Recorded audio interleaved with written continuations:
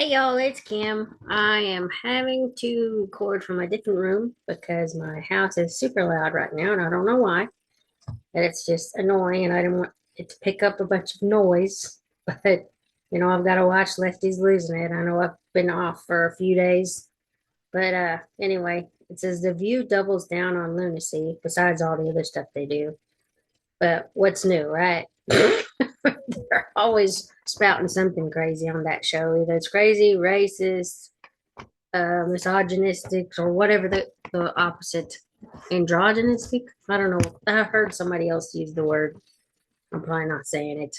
But anyway, it doesn't matter. Something against men and white men in particular. But anyway, those people are nuts. So let's watch this Rita go off on her tirade on the lefties losing it. Time for Lefties Losing It. And let's start with this bit of wisdom from the man who wants to be president. Yes, Tim Walz, the worst ever vice presidential candidate, wants to go one better and be the worst ever presidential candidate. Listen here as he argues that Democrats should have gone harder embracing DEI, wokeness, open borders. We let them define the issue on immigration. We let them define the issue on DEI, and we let them define what woke is. We got ourselves in this mess because we weren't bold enough to stand up and say, you damn right we're proud of these policies.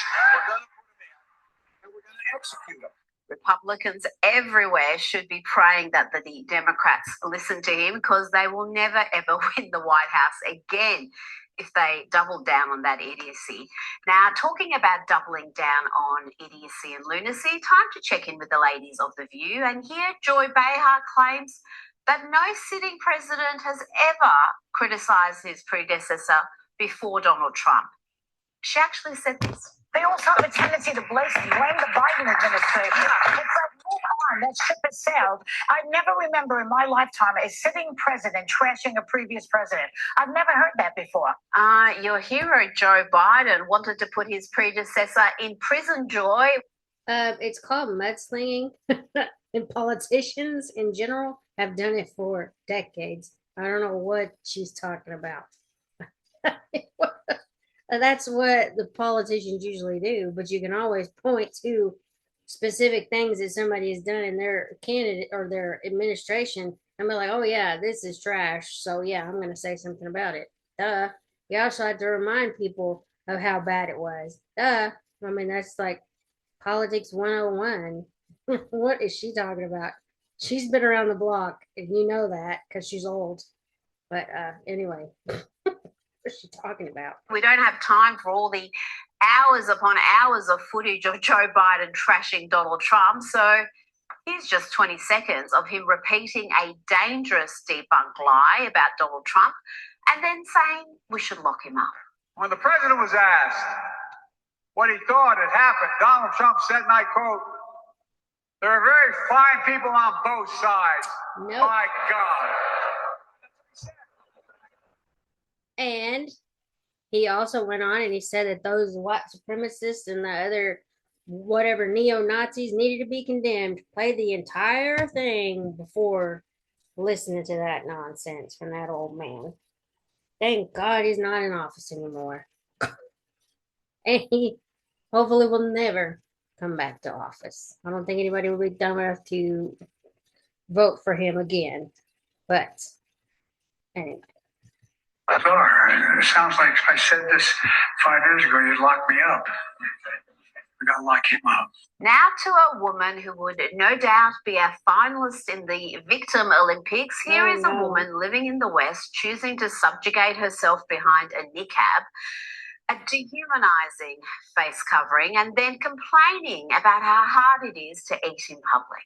I was struggling to eat in a ville at the beach, and this happened. Usually it's a struggle for me to eat outside anywhere, and sometimes I can always just pull up my veil like this, eat through here. But I actually found a better solution. This is my solution, guys. We actually have a tent. There is a window, so I can just put it down when I'm eating, have my bagel, turn around, and lift my veil and eat this way. Everything's covered, right, Max? You can't see anything? You can't see anything, no. I can also turn around and eat. I just have to put this up Can I have a bite? No. Can I be in there when you're eating? I don't want you in here when I'm eating. Bye. Hey, but isn't it so sad that you have to rely on a tent to eat? Yeah, it's sad. So make more female-only accessible places. Oh dear, it's like chopping off your legs and complaining about not being able to walk. You know what? There are a number of Muslim majority countries, more than 50 in fact, where you can have all sorts of women-only areas, and those countries are also full of millions of oppressed women, many of whom would love to be free of the veil, to be free in the West.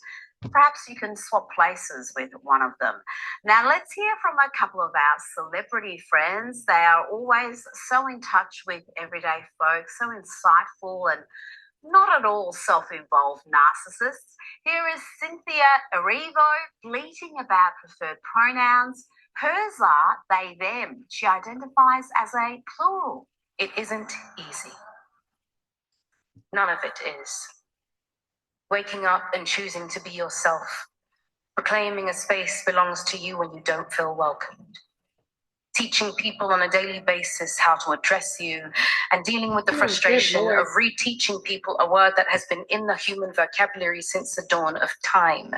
They, them. Words used to describe pedantically two or more people. Poetically, a person who is simply more. Oh, so if you don't want to deliberately mangle the English language to pander to the likes of her, then you're being pedantic. Don't you know she's more, she's so much more. You know what? This next girl argued the they, them message so much better. Energy! Mother never stops being funny. But let's go back to our insufferable celebrities. And here is Bob Geldof. It's been decades since he released anything that anyone wants to listen to. But here he is with another unhinged diatribe about Elon Musk. And here he says that he hopes to see teenagers mess with Elon's wealth. If I was 15 or 16, I promise you what I definitely do, just for the lols, I would organise a boycott of all things Musk. I would organise a boycott of Starlink, Tesla, Twitter, X. And I do it because I've nothing to lose. But how amazing if you could mess with this guy's vast, inappropriate wealth. Now we are seeing a lot of Elon Musk-inspired derangement from lefties. Watch these damaged people scream shame at a dude in a Tesla. Hold on.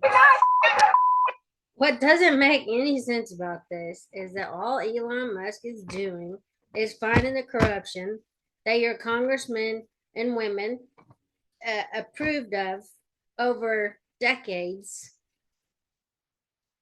And you're mad at him instead of being mad at them when they sent money to all these ridiculous causes. Really? So you're willing to destroy him because, one, he's rich, and the Marxists don't like the rich people. They want the proletariats, the working class, to feel good and spread the wealth and all this other nonsense. Ugh. But also, you're not willing to look at the Democrats and even Republicans who decided to send money to these lost causes throughout the world to destabilize their civilizations. I believe that wholeheartedly. With some of the stuff that's been sent, yeah, I believe it wholeheartedly.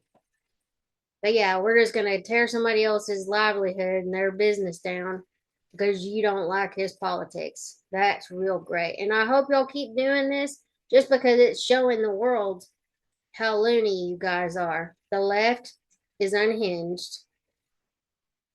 I mean, I hate to see it happen to Elon Musk because all he's doing is trying to help the country out.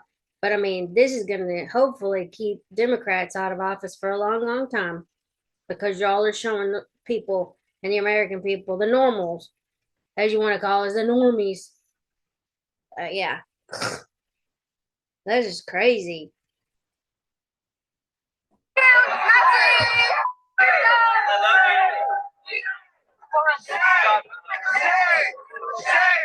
Yes, there's an epidemic of crazy lefty losers who are attacking Teslas and Tesla drivers And these attacks are becoming increasingly violent. And most of the people that own the Teslas are probably Democrat voters anyway, because they bought into the whole EV mandates and thought, oh, this is going to last for a while. Got to do this climate change agenda. So a lot of them, probably before this whole thing, were Democrat voters. So you're only hurting each other. I mean, duh. Stupid. Oh, Watch man. what happened to this 61-year-old woman. This is video from the victim's Tesla camera. It shows a green car pulling up to a Tesla on busy Route 66, then swerving in front to box the Tesla in. The driver then walks over to the 61-year-old woman in the Tesla and reportedly starts hitting her while she's sitting behind the wheel. At one point, the woman says she bit the man's hand. Moments later, the passenger of the green car appears to walk over and pull the attacker away. They finally get back in their car and drive off. That's just awful. Today who said she was terrified. It's bad enough that y'all are doing this, but also for a man to put his hands on a woman? Are you serious? What in the hell is wrong with you people? The Democrats should never, ever, ever, ever be in power again, because it's their rhetoric that has started this crap. They're the ones that approved a lot of this stuff. They're the ones that it's their slush fund that people are cutting into, or Doge is cutting into. So yeah, I mean, this should never happen again. I hope they continue to lose elections. Because if that was my mom, I would be so angry and so ready to harm somebody. It's just bad enough that y'all are tearing up the actual vehicles, but now they're being assaulted because they drive one. They probably have not a damn thing to do with anything going on with the Doge thing. They're just innocent bystanders. They're like your people, the people that are really upset. They're Democrat voters that have nothing to do with it. Really? That's what we're resorting to? Okay, well. And can't understand why anyone would do this. I'm ashamed of our society. Yeah, I would be. The victim, along with the other Tesla owner who received a threatening note and text, have both now signed up for a gun safety course at a gun range north of Flagstaff. They tell us they don't feel safe right now. Unbelievable. Attacking a 61-year-old woman. Hopefully that lefty loony is behind bars, and soon this next lefty has been arrested for allegedly driving into a pro-Trump protester with his car. We just learned that a 70-year-old man was arrested after Meridian police say he hit another man with his car during today's demonstrations at the Tesla dealership in Meridian. Police say 70-year-old Christopher Talbot of Meridian made an obscene gesture towards a counter-protester and then hit him with his car. Police say the victim had been driving a truck with pro-Trump flags and had just parked and gotten out of his car when Talbot hit him. I mean, do people not realize that you're considered a useful idiot? And that coin, I believe they said it might have been coined by Lenin in Russia or the USSR, whatever they called themselves at that time. That he considered people that, or that's what I saw. I'm just like, so you have Democrat politicians coming out screaming about the Doge money and USAID. Elon Musk is trying to basically figure out where all of our money is going and how we get out of debt for the country. And the Democrats are constantly saying something's wrong with the fact that Elon Musk is doing that.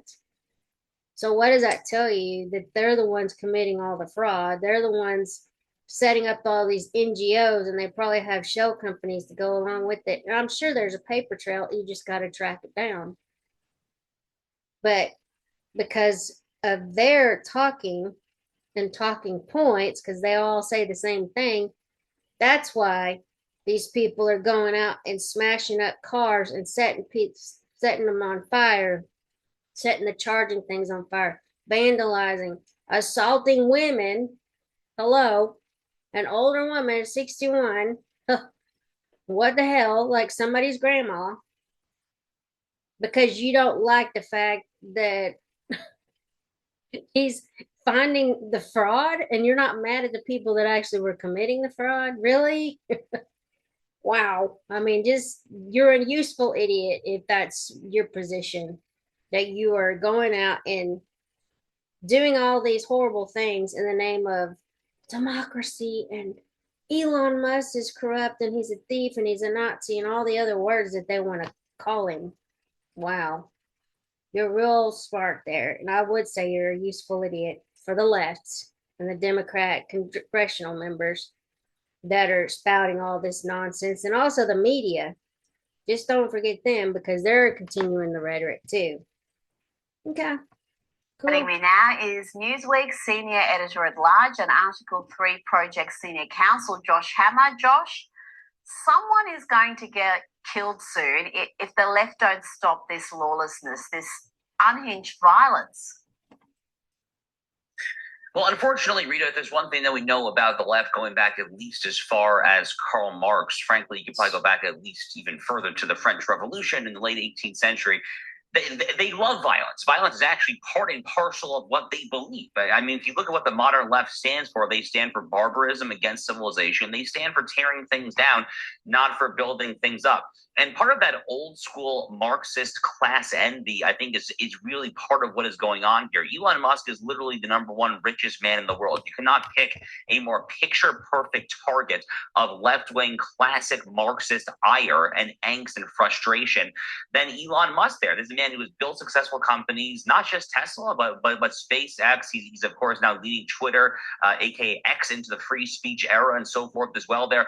So it's for all of those reasons, but more to the point, I mean, I as an American who has to live with these people, I have to actually walk down the sidewalk, go to the supermarket, go to the grocery store. I have to look these people in the face there. I mean, it is these fraying of these civic bonds of citizenship that ultimately, in the long term, have the pernicious potential to unravel the entire nation if it continues. I'm not saying that the nation is going to disintegrate tomorrow from this, but you have to prosecute this behavior. I mean, you literally cannot let them get away with this. For there, sure. It kind of reminds me actually of the post-October 7 stuff, the pro-Hamas protest. There was a Jewish man tragically killed by a pro-Palestinian protester, aka kind of a rioter, out in Southern California in November. Very similar stuff here. Whatever the cause of the day is, Rita, you can bank on the modern left being violent, but the answer to violence is robust and unapologetic enforcement of the rule of law. Send these bums to jail. Yes. If they're not citizens, send them packing out of the country.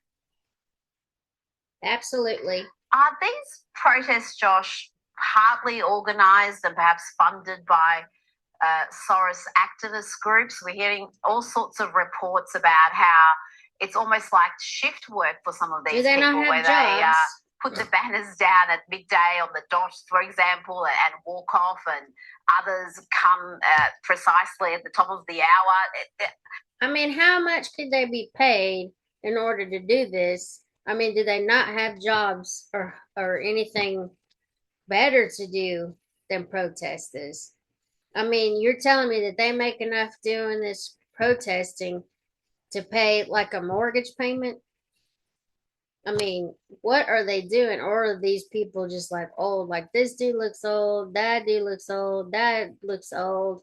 I'm putting my cursor on it, so I don't know if you can see that, but a lot of these people do look aged. So they're probably retired boomers. I mean, what the heck?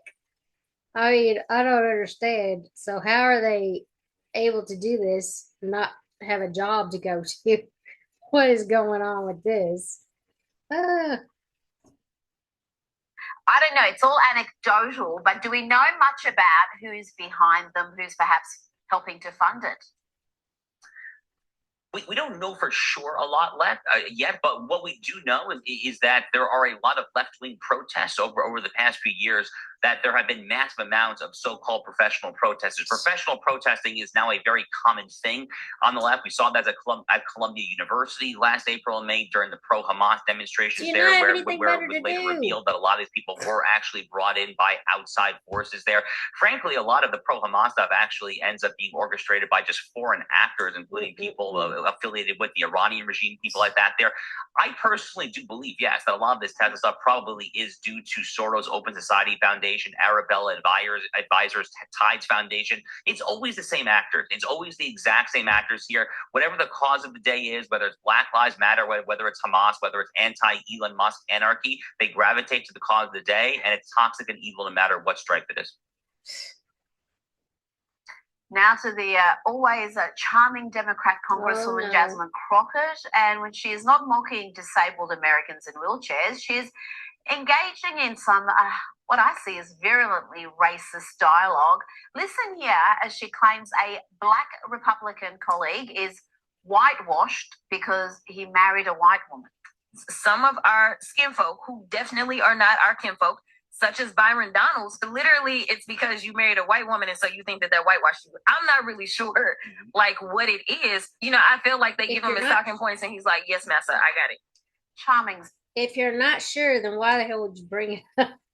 If you think that's what's happening, you should be sure about it, right? Okay. Anyway, got it. Stuff. Skinfolk are not kinfolk, Josh. Explain the rise of Jasmine Crockett among the Democrats, the way she talks about some of the Republicans who she serves with, the manner in which she conducts herself. Garbage. You would think it would almost be disqualifying, but she's got significant power and her voice is amongst the loudest right now. Rita, I'll give you my quick take on Jasmine Crockett by way of a musical analogy. So I know that you and I are both big country music fans. I'm less certain how you feel about classic rock, but by way of example here, let's think about the Beatles. The Beatles are Paul McCartney, John Lennon, George Harrison, and Ringo Starr. So when the Squad comes into power in the U.S. House back in 2018, 2019, it's Ilhan Omar, Rashida Tlaib, Alexandria Ocasio-Cortez, and then Ayanna Pressley in Massachusetts. But people forget about Ayanna Pressley. I mean, she's kind of like a nothing burger these days. So my theory on Jasmine Crockett is that Jasmine Crockett is making a strong play to supplant Ayanna Pressley as the Ringo Starr of the Squad, because Lennon, McCartney, and Harrison are already taken. But she wants in. She wants in on the band. She will be there in the background. She will do some drums there. She wants in on just the total chaos in the far left flank of the House Democratic caucus there. You know, maybe the most offensive thing about Jasmine Crockett is that she deliberately talks. She puts on this shtick, this act as if she's kind of like just like, it's pandering is what it is. If she's educated and she's taking on these accents, you see she does it when she's with people of her race. Yeah, it's called pandering. It's like she knows how to, or I guess some people call it the code switching thing. But yeah, depending on who you're with is who you're going to be talking like. So she knows how to have a rational conversation. But I think this has become her new image, is this ghetto superstar or whatever you want to call it, where she acts like she doesn't know how to speak eloquently, which there's been interviews where she has done that. But now, because she's upset or whatever it is, and she's trying to cater to a certain group of people, we'll just say, that's why she's doing it. It's pandering. It's catering. And it's also insulting because not everybody talks that way. Even people that are, say, in the Black community, they don't all talk that way. They have a, you know, if you have any type of education level, they talk a little bit more proper, but it's just because they want to be eloquent, not this, whatever this is supposed to be, these accents she's using. Oh my gosh, this lady's, I can't stand it. Yeah. Fresh off the street. She has this accent. She tries to talk. Yeah. It's so demeaning. I mean, you look at where this woman went to school. She went to extremely expensive, elitist private schools her whole life. This is not how she actually. Basically, she's trying to fit in, is what it is. She knows she came from a privileged background, and now she's trying to dumb herself down as if that's how all people like her are, which is demeaning, like he just said. I mean, it's like not everybody, they don't have to go to these expensive colleges to at least be able to convey a message and communicate properly and everything else. Anyway. Talks. It is literally all an act. I don't know why Democrats feel like they have to put on this act there. If I were a Democratic voter, I would be grossly offended by this. I would just be deeply offended there. I'm obviously not a Democratic voter there. I've played footage of her before she put on this new accent and this new act, and it is an act. And yeah, she was beautifully spoken, that product of a private school education. She went to an elite college, one of the more expensive ones. I had a look at the fees there. They're astronomical, Josh. And suddenly she sounds like, as she does.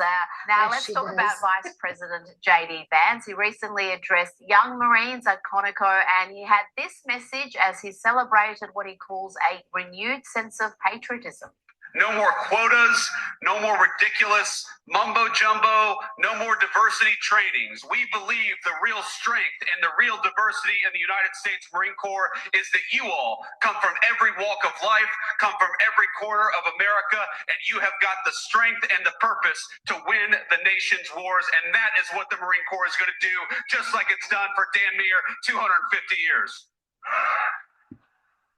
Josh, DEI is dead, certainly amongst the Marines. It's possibly where it was at its most dangerous and destructive, to have these elite ranks being corrupted by things other than meritocracy, to have diversity, equity, inclusion considerations brought in instead of picking who are the elite soldiers who can serve. So this was all along one of my top arguments for J.D. Vance actually being vice president of the United States in the first place. I argued this for months and months prior to Donald Trump picking him. And one of the reasons that I think that he is such a good vice president, similarly, actually, one of the reasons why Pete Hegseth is such an inspiring Secretary of Defense, is that these two men are very young. They are in their early to mid 40s, and they are both veterans. They are both combat veterans of the nation's, America's post 9/11 wars. If you want to actually look at what is one of the number one, I would argue probably the number one biggest issue currently facing the United States military, which is plummeting recruitment. The Army, Navy, Air Force, Marines, they've all been missing their recruitment goals by double-digit percentages for multiple years in a row. You need people like the Secretary of Defense, and in this case, the Vice freaking President of the United States, guys who have actually fought in these wars there, to go inspire the young soldiers, sailors, and Marines, to actually go there and put out videos that are disseminated across national television there, trying to inspire young Americans to actually go to your local recruitment office and serve the military again there. That is exactly what this country needs right now. But thankfully, Rita, at this point, DEI in the military is out. Crippling Obama, Biden-esque rules of engagement seem to be out the door there. America at this point is going to fight limited wars, but when we enter those wars, we are going to enter those wars to win. That is the way that it should be, and J.D. Vance, I think, embodies that to his core. Now to the activist judges who think they can overrule the duly elected president. This is the real constitutional crisis, if you ask me, Josh. And the New York Post reports that the daughter of DC District Court Judge, Chief Judge James Boasberg, he's the one who tried to stop the Trump administration from deporting gangbangers to El Salvador. Well, the daughter is employed by a non-profit that received millions in government funding and opposes the Lake and Riley Act. His wife is also reportedly involved in a pro-abortion NGO, partly funded by USAID. Josh, how is the administration going to handle these activist judges going forward? So thankfully, Rita, Congress and the president have all sorts of remedies that they can attempt to get across the finish line when it comes to reining in what Alexander Hamilton famously referred to as the least dangerous branch, which is the judiciary. So actually, just in today's Wall Street Journal, Chuck Grassley, the senator from Iowa, has this wonderful op-ed praising his new legislation seeking to put an end to so-called nationwide injunctions, trying to bring back the commonsensical notion that when a judge issues an injunction, it binds only two parties, the plaintiff and the defendant. defendant. What a concept, this notion that a judicial ruling could actually just bind the people before the court there. So that's one very basic thing. Congress could also enact so-called jurisdiction stripping legislation. They could basically just take certain types of substantive jurisdiction, whether it's immigration law, abortion law, whatever they want to, literally just take it away from federal judges, then move it to state courts. That is something that I've been arguing since my law school days should actually be much more frequent. Another thing that I actually do want to see some more momentum here is the idea of judicial impeachment. It's not actually going to go anywhere in the Senate. I'm sober about that, but I do think that you have to start making an example of at least one or two of these judges, whether it's Judge Boasberg in Washington, D.C., Judge McConnell. He's the USAID judge up in the state of Rhode Island there. These guys have to be made an example of, because you have to send a message, a shot across the bow, that we're not going to tolerate this behavior again, that we're not going to allow one judge to shut down the entire executive branch. That is not the system the founders devised. And thankfully, I think President Trump and his allies in Congress do acknowledge this. They understand that it's only a question of time, frankly, until these lower court judges are put in their place. Josh Hammer, thank you so much for your time tonight. Yeah. Thank you, Rita. I didn't show the view. I didn't remember seeing that. Anyway, because it doesn't matter. But, I like watching the lefties losing it.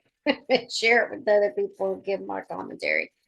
But yes, I'm going to make some more videos. I've got to go back and look at some of the JFK files. Some of them were hard to read again. I kind of looked at a few of them and they weren't working. So anyway, I will be back sometime this afternoon. But I'll talk to y'all later. Bye.